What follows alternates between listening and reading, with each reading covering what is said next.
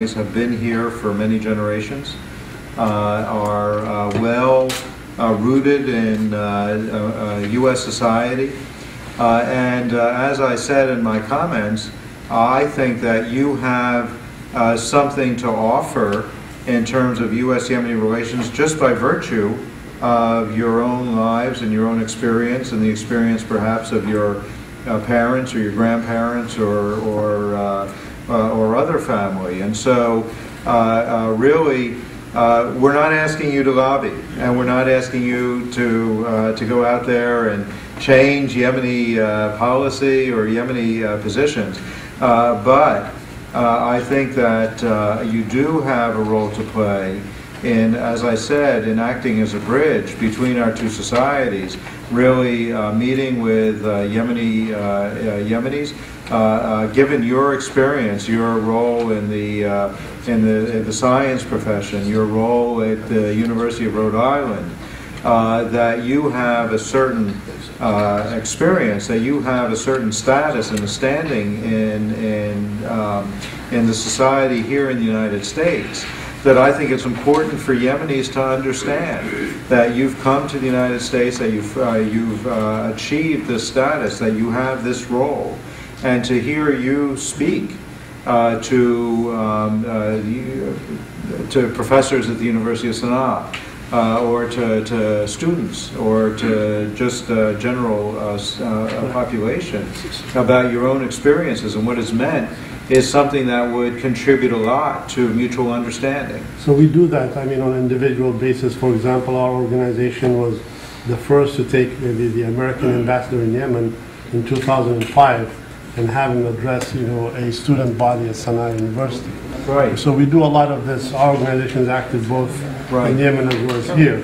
Right. I'm looking for more, this is great for us to get acquainted. Right. But what is really, individual efforts as we represent ourselves and we try to convey goodwill and our own professionalism, or do you see different roles for it? Well, it's an interesting question, and what of course we're saying is that we would like to see it done in a more organized way, so that it's not based on individual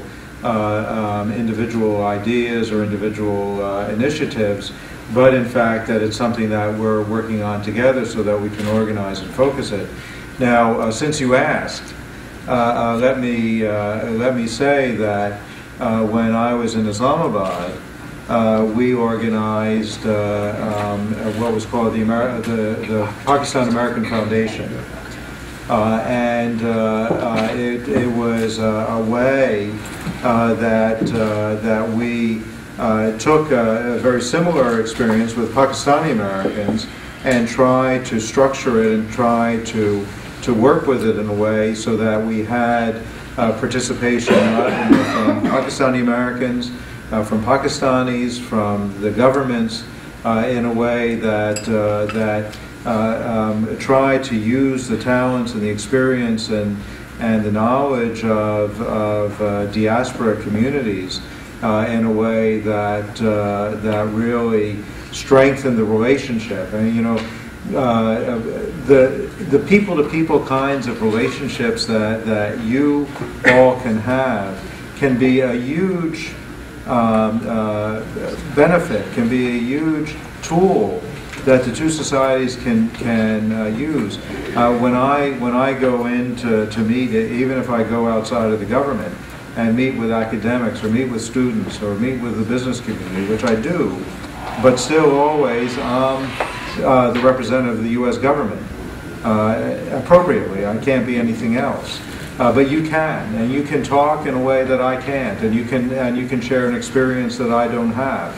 And if we can organize that in a way that's beneficial to everybody, then that would be a great thing. And what we're talking about here is really thinking through some of these issues that and some of the questions that you're putting on the table of how can we go about doing that. Should we try to actually organize a foundation like we did with the Pakistanis, or should we keep it more flexible, more open, and simply maintain a dialogue and meet and say that as the opportunities arise, if you're coming to Yemen on a personal visit, might we, for example, program you to go visit some academic institutions and meet with people there. We could do that. We could do it more formally. I don't think we have a firm view. Thank you. I'm going to give the opportunity to the left. I don't want to be a rightist, so I'm going to left. So I could be accused of a lot of things. But one more thing I'd like to comment. I just want to make a little moving. There's an important issue that's concerning almost every one of us. Visa issue. And I want elaboration. I want people really to put their general issues and concerned about visas. And Mr. Ambassador, most Yemenis feel that they're American just by name, but when it comes to the U.S. Embassy in Sana'a, they're not Americans. They are treated with very indifference, in most cases disrespectful, in most cases being delayed. They can't even reach the embassy. This is an issue that's very most pressing, and I have heard it from almost everyone. And I'd like the ambassador feedback on that one. I'll go to the left. Let me say, and this was, of course, a major element of the conversation that we had yesterday in Dearborn. I understand the strong feelings that people have. I'll tell you what my position is, my view is, and that is that I believe that anybody who comes to an American embassy, and it doesn't matter whether they're U.S. citizens or not U.S. citizens, everyone who comes to an American embassy has a right to expect that they'll be treated with courtesy, with respect, and that as long as I am in Sana'a, that will be the position that we'll take in terms of anybody who comes to the gate and asks for service. Now, there are a number of issues that you've listed, several of them, that are of concern to people. I think that some of them are beyond our control, frankly. Some of them relate to U.S. law, U.S. regulation, and we can only do what is required of us under our laws and regulations, and we're going to continue to do that. And I'm afraid that sometimes it means that there are long delays, and we can't necessarily help that. But we also recognize that over the years there have been issues and there have been areas where, in fact, the performance of the U.S. Embassy in Sana'a on these visa issues has fallen short of what we would like to see. And this is something which is a great concern not only to us in Sana'a, but also something that has been a serious issue and a serious focus for the leadership of the Consular Affairs Bureau in the State Department. And so we are working very hard to try to adjust, to try to make sure that we've improved those areas where we can improve, where the decision making is in our hands. We will make those decisions. I think that we can certainly do a better job communicating and explaining what the issues are to people, so that if there is a long delay, people understand why the delay is occurring, and has a confidence that as quickly as we can move the process forward, we'll do that.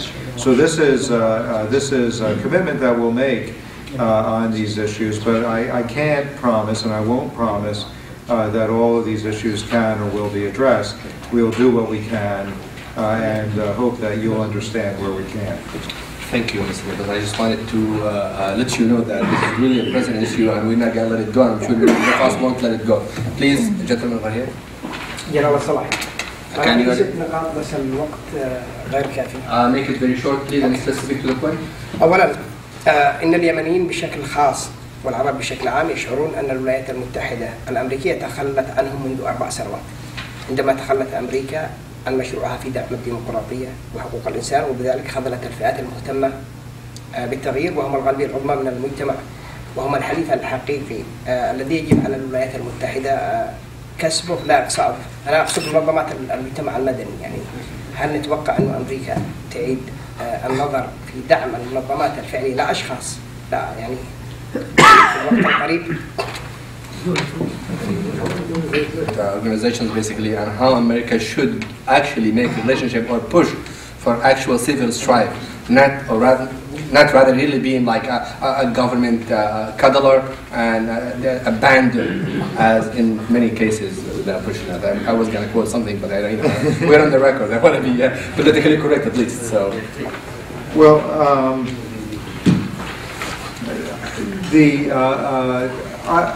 I don't think that we cuddle anybody. We're not cuddling. But you know, I think that again, first of all, we have very good relations with civil society, and we provide a lot of support to non-governmental organizations in Yemen across a broad spectrum. Some that are political, some that are development oriented, some that promote human rights and civil rights. So across a broad spectrum through a number of programs, the Middle East Partnership Initiative, USAID, a number of the programs that we have, our Bureau of Democracy, Human Rights and Labor, all have programs that are aimed at strengthening the role of non-governmental organizations in Yemen and in many countries around the world. So that's one thing. And again, I think that in terms of where the U.S. is politically, one of our major objectives, and it's not for the government and it's not against the government, we would like to think that it's for the Yemeni people, and that is to build these strong democratic institutions, to create a framework where the Yemeni people themselves feel that they can go to an election poll, that they can contact their member of parliament, that they can seek to petition their government for these issues, and that you have institutions in Yemen that respond appropriately to these things. If the government can address these issues, then the government should have the support of the people. If the government can't address these issues, then the people should have the right to choose a new government. And that's the fundamental principle of democratic leadership and rule. So that's really what the United States is trying to accomplish. And we'll see. Thank you. Thank you. I would like to give Lafat just a few minutes, 2 minutes most, with your welcome word. He is the president of the Yemeni Association. Please, Fat, come here to the ambassador could take a break for a while. Okay.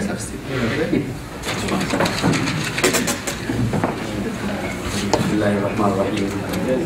أتقدم جزيل الشكر والتقدير لمعالي السفير لورد فريستون على هذه الخطوة الغير مسبوقة، فإننا على ثقة بأن سجل خدمتها المميزة يجعله مؤهلا بالعلاقات الأمريكية اليمنية في الطريق الذي يحقق مصلحة الشعبين الصديقين. وإنه لمن دواعي السرور أن نجتمع اليوم لمناقشة هموم ومشاكل والتحديات التي تواجه اليمن. إننا الأمريكيين من أصول يمنية ندعم ونساند سياسة الولايات المتحدة الأمريكية تجاه اليمن سياسيا واقتصاديا بما يضمن وحدة واستقرار اليمن، ونرى أن الحفاظ على الوحدة اليمنية هو الحفاظ على الأمن والاستقرار في المنطقة، سواء